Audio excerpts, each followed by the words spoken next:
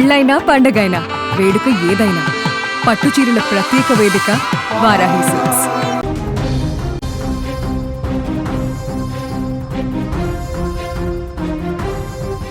తోబుట్టువులు లేని ఆ వరుడికి పెళ్లి వేదికపై మూడు ముళ్ళు వేసి వధువరులను ఆశీర్వదించిన ఆ ప్రత్యేక అతిథి ఎవరో తెలుసా? తెలంగాణ రక్షణ సేన చీఫ్ కల్వకుంట్ల కవితే. ఎస్, కీసర ఎక్స్ రోడ్లోని ఓ కన్వెన్షన్లో జరిగిన ఓ వివాహ వేడుకలో కవిత ప్రత్యేక పాత్ర పోషించారు. మేళ తాళాల మధ్య పెళ్లి కూతురు మెడలో మూడు ముళ్ళు వేసిన కవిత అనంతరం ఉంగరం తొడిగారు. వడిబియ్యం పోసి వధువును ఆశీర్వదించారు. నూతన వస్త్రాలను వధువరులకు అందజేసి సుముహూర్తంలో వారికి ఆశీస్సులు అందించారు.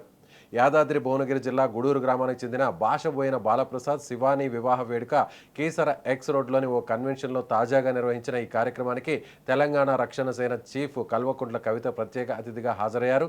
అంతేకాకుండా వరుడు బాలప్రసాద్కు ఆడబిడ్డగా వ్యవహరించి వివాహ కార్యక్రమాల్లో కీలకంగా పాల్గొన్నారు. వివాహ వేడుకకు చేరుకున్న కవితకు వధువరుల కుటుంబ సభ్యులు గ్రాండ్ వెల్కమ్ పలికారు.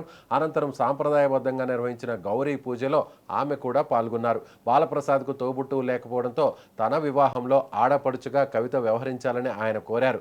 వరుడు కోరిక మేరకు కవిత ఆ బాధ్యతను స్వీకరించి వివాహ కార్యక్రమాల్లో పాల్గొన్నారు. ముదిరాజ్ కులాచార ప్రకారం పెళ్లి వేడుకలో ప్రత్యేకమైన సాంప్రదాయం కొనసాగింది. వరుడు వధువు మెడలో మంగళసూత్రం కట్టే ముందు ఆడపడుచు పసుపు కొమ్ముదారాన్ని తాళిగా భావించి మూడు వేయడం ఆచారం. ఈ సాంప్రదాయంలో భాగంగా కవిత వధువు శివాని మెడలో పసుపు కొమ్ముదారంతో మూడు ముళ్ళు వేశారు. మేళ తాళాల నడుమ జరిగిన ఈ కార్యక్రమం పెళ్లి వేడుకలో ప్రత్యేక ఆకర్షణగా నిలిచింది. అనంతరం వధువు చేతికి ఉంగరాన్ని తొడిగిన కవిత వడిబియ్యం పోసి శివానిని ఆశీర్వదించారు.